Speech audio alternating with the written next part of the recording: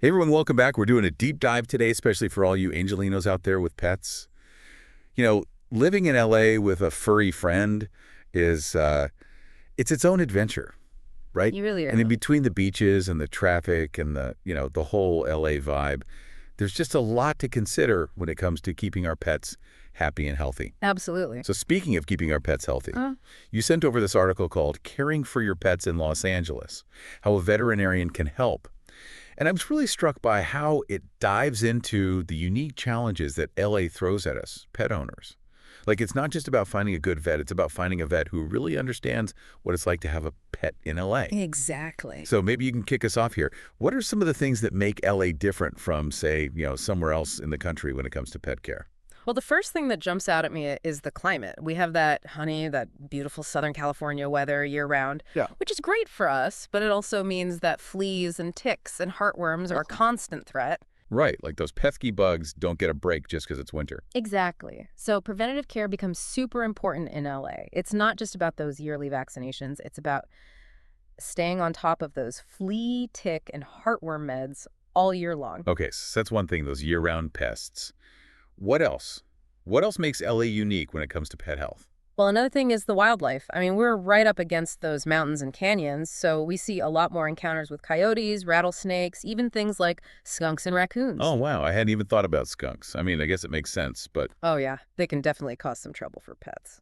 so, okay, climate, wildlife. Yeah, What about the urban environment itself? Does that play a role in pet health? absolutely. The sheer density of pets in LA can be a factor. We see more cases of kennel cough, for example, because dogs are just in closer contact with each other at parks, dog beaches, So it's like the pet equivalent of the common cold. pretty much. And then you've got things like air quality, exposure to pesticides and herbicides, even just the stress of city living. It's like LA throws all these extra curveballs at our pets. It really does. And that's where having a vet who understands these unique challenges can make all the difference. So it's not just about finding a vet who's good with animals. It's about finding one who's good with animals in this specific environment. Exactly. So let's dive into that a little bit more. What are some specific examples of how an LA vet can really go above and beyond for our pets? Well, one thing that comes to mind is parasite prevention. As we talked about, fleas, ticks, and heartworms are a year-round concern here. So an LA vet will be really proactive about recommending preventative medications and making sure pet owners understand how important they are. So they're not just treating the problem if it arises, they're trying to prevent it from happening in the first place. Exactly. They're thinking about the pet's lifestyle and the environment they're living in, and they're tailoring their recommendations accordingly. That makes so much sense. What about other examples? I mean, are there any health issues that are more common in LA pets that, say, a vet in another state might not be as familiar with? There's actually a really interesting one. We see a lot more cases of a parasite called Acanthocylonema reconditym here in LA compared to other parts of the country. Okay, hold on. That sounds intense. Break that down for me. What is that? It's a type of parasitic worm that's spread by fleas, and while it's usually not harmful to pets, it can sometimes mimic the symptoms of heartworm disease. Oh, no. So a pet owner might see those symptoms and freak out thinking it's something really serious. Exactly. And they might rush their pet to the vet and end up with a bunch of unnecessary tests and stress. All because of a common flea. But an LA vet who's familiar with this parasite would know what to look for, right? Right. They might be able to rule it out based on a simple blood test or exam and save everyone a lot of worry and expense. Wow, that's a perfect example of how having a vet who really gets LA can make a huge difference. Absolutely. It's about more than just treating the symptoms. It's about understanding the bigger picture and the unique challenges that come with being a pet owner in this city. Okay, so we've talked about parasites and those pesky fleas, but what about other health concerns? Like, are there any other things that LA vets are particularly good at spotting or treating? Well, LA vets are also really attuned to the mental and emotional well-being of pets. I mean, this city can be a pretty stressful place, even for animals. Oh, tell me about it. I get stressed out just thinking about rush hour traffic. Right. So LA vets are often trained to recognize signs of anxiety, stress, and even depression in pets. Wow, I didn't realize pets could get depressed. Mm. But I guess it makes sense if they're picking up on our stress levels. Absolutely. And they might not be able to tell us what's wrong. They can't just say, hey, I'm feeling anxious. So it's up to the vet to kind of decode those signals. Exactly. And LA vets are really good at that. So what kind of things would an LA vet look for in a pet that might be struggling with anxiety or stress?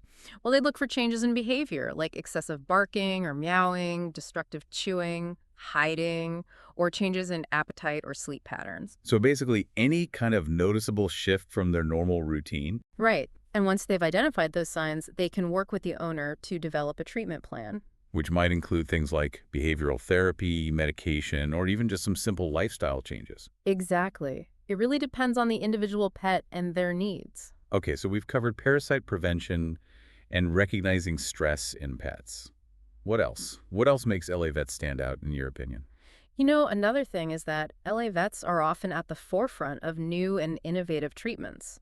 Because this is such a pet-centric city, there's a lot of demand for cutting-edge veterinary care.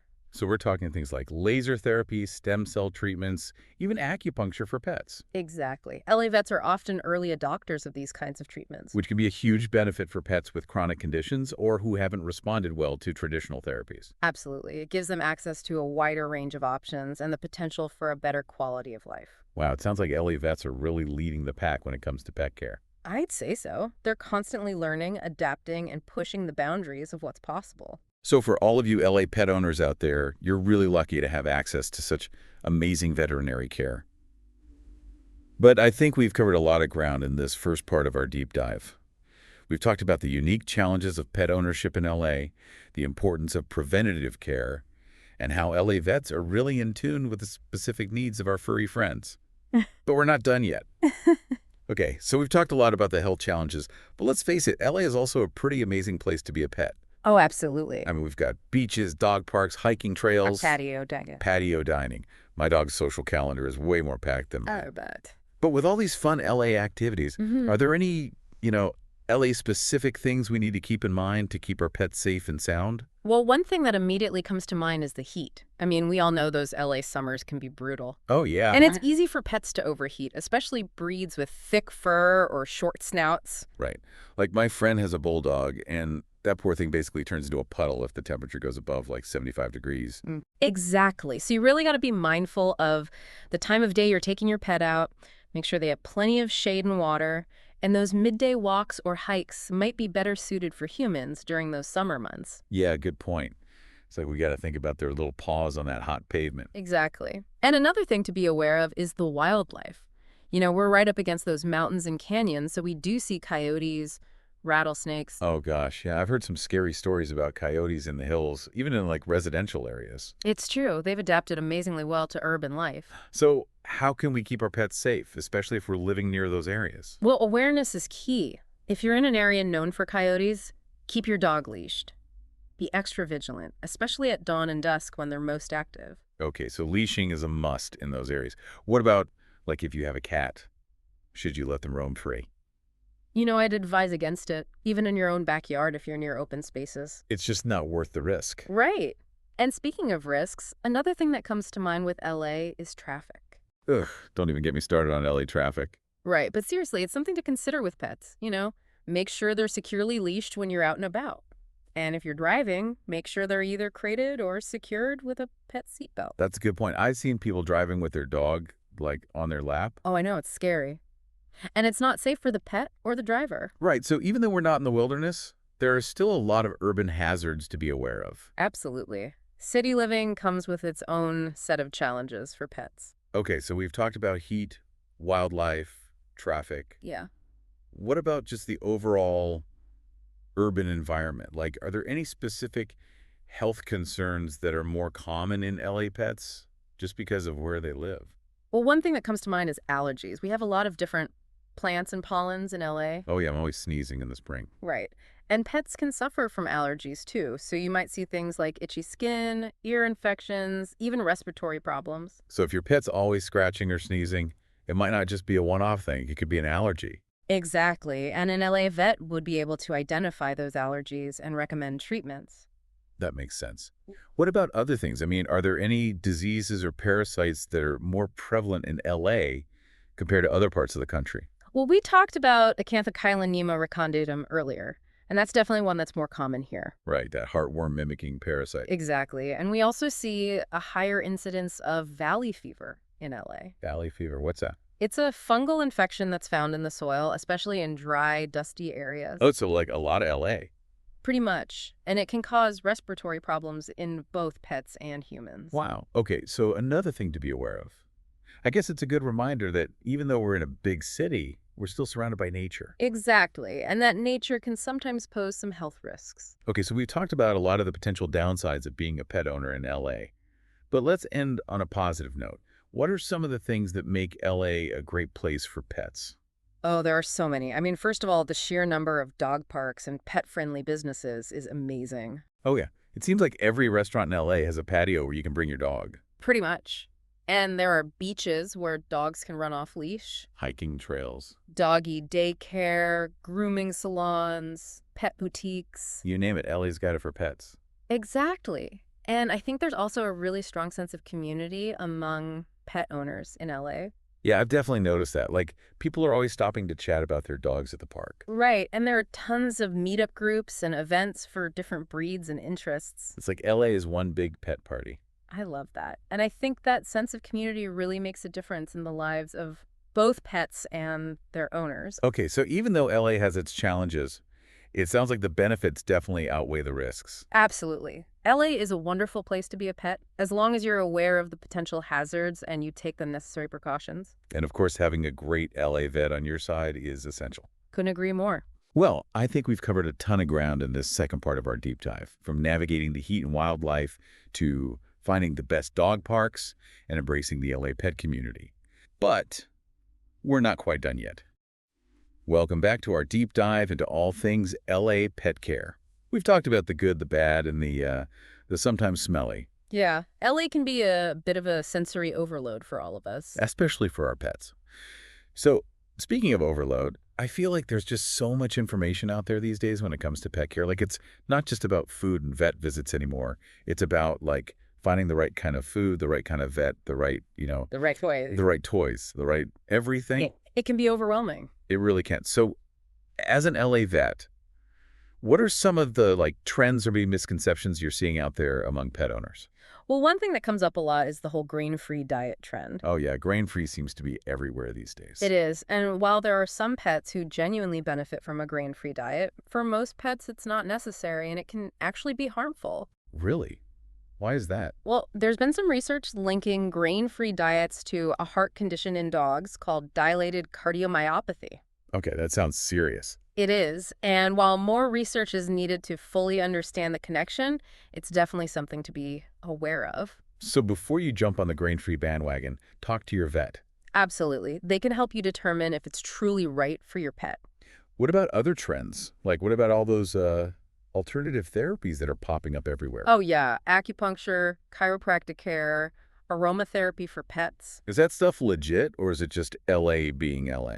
It's interesting. While it's important to approach these therapies with a healthy dose of skepticism, there's actually growing evidence to support their benefits, especially when used in conjunction with traditional veterinary medicine. So it's not about replacing conventional care, it's about adding to it. Exactly. For example, acupuncture has shown some real promise in managing pain and inflammation, which can be huge for pets with arthritis.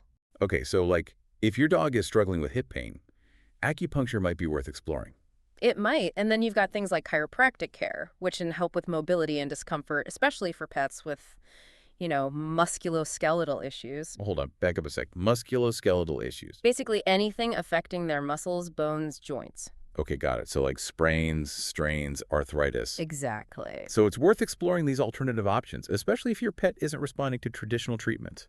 Absolutely. But it's crucial to do your research. Find a practitioner who specializes in animal care and has the proper credentials, and always keep your veterinarian in the loop about any alternative therapies you're considering. Great advice. So we've talked about a lot of different aspects of LA pet care, from finding the right vet to navigating those unique LA challenges. Any final words of wisdom for all the pet parents out there listening? I think the most important thing is to remember that your vet is your partner in your pet's healthcare journey. Don't be afraid to ask questions, share your concerns, and really just build that strong relationship. It's like having a trusted advisor for your furry friend. Exactly. And at the end of the day, that's what's going to help your pet thrive in LA. Well said. Well, folks, that's our deep dive for today. We've covered a lot of ground, from decoding those LA-specific health challenges to embracing the unique pet culture of this city. I hope you feel empowered to be the best pet parent you can be. Me too. Remember, you're not alone on this journey. There are so many resources available to support you and your pet. And the rewards of sharing your life with an animal companion, especially in a vibrant city like LA, they're immeasurable. Oh, that's beautiful. Well, thanks for joining us, everyone, and remember, your pets are lucky to have you. Until next time.